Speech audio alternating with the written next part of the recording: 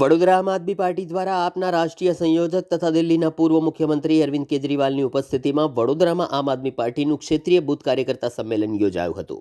આમ આદમી પાર્ટી દ્વારા આપના રાષ્ટ્રીય સંયોજક દિલ્હીના પૂર્વ મુખ્યમંત્રી અરવિંદ કેજરીવાલની ઉપસ્થિતિમાં ક્ષેત્રીય બૂથ કાર્યકર્તા સંમેલનનું આયોજન કરવામાં આવ્યું હતું, જેમાં આપના ગુજરાત પ્રભારી ગોપાલ રાય, સહપ્રભારી દુર્ગેશ પાઠક, પ્રદેશ પ્રમુખ ઈસુદાન ગઢવી, વિસાવદરના ધારાસભ્ય ગોપાલ ઇટાલિયા, ડેડિયાપાડાના ધારાસભ્ય ચૈતર વસાવા, જામ જોધપુરના ધારાસભ્ય હેમંત ખવા, સંગઠન મહામંત્રી मनोज सोरठिया, खेडूत नेता सागर रबारी, राजू सोलंकी, पूर्व झोन प्रभारी वडोदरा शहर प्रमुख अशोक ओझा, लोकसभा इंचार्ज वीरेन रामी सहितना अनेक आगेवानो उपस्थित रह्या हता।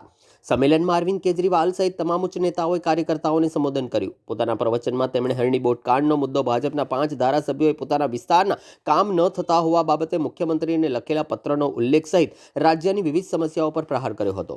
આગામી તમામ ચૂંટણીમાં મજબૂતી સાથે લડવા માટે કાર્યકર્તાઓમાં ઉત્સાહ અને જોશ ભરવામાં આવ્યો હતો। કાર્યક્રમના અંતે કાર્યકર્તાઓને સંકલ્પ અને શપથ અપાવવામાં આવ્યા બાદ રાષ્ટ્રગાન સાથે સંમેલનનું સમાપન કરવામાં આવ્યું હતું। આ કાર્યક્રમ પંડિત દીનદયાળ ઉપાધ્યાય હોલની બાજુમાં કૈલાસ પાર્ટી પ્લોટની સામે આજવા રોડ ખાતે યોજાયો હતો।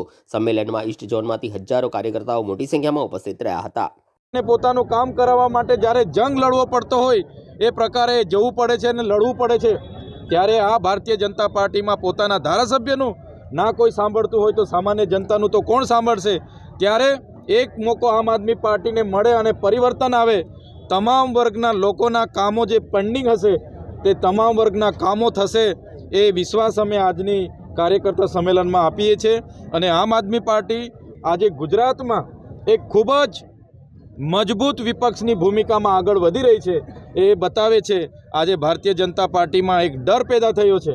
આજે અમારા બેનર, હોર્ડિંગ્સો હટાવી દેવામાં આવ્યા। અમદાવાદમાં અમારી જ્યાં સભા હતી એમને રાતોરાત ઉઠાવી લેવામાં આવી। અમારી સભામાં ત્યાં નામંજૂર કરવામાં આવી અને સભા અમારી સ્થળ રદ કરવામાં આવી। ત્યારે આ ભારતીય જનતા પાર્ટીની તાનાશાહી સરકારને અમે હટાવીશું। દેશના સંવિધાનની બચાવવાની વાત છે, દેશના નાગરિકોની ન્યાયની વાત છે, ત્યાં આમ આદમી પાર્ટી લડશે। અને જ્યારે પણ આમ આદમી પાર્ટી કોઈ પણ વર્ગ માટે હશે, આમ આદમી પાર્ટીનો એક એક સૈનિક એમના માટે તૈયાર છે। એ સંદેશો આપવા માટે કેજરીવાલજી આજે અમારી વચ્ચે ઉપસ્થિત હતા। ચેતરભાઈ, જે રીતે